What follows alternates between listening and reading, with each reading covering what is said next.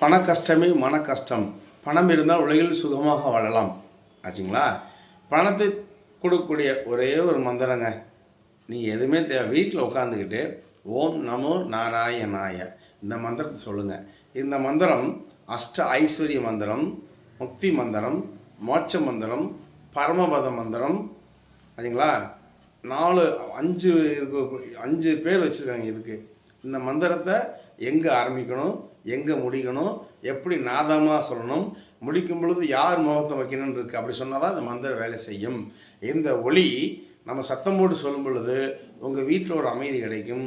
உள்ளே சொல்லும் பொழுது உங்களுக்கு சர்வ மங்களம் கிடைக்கும். ஓ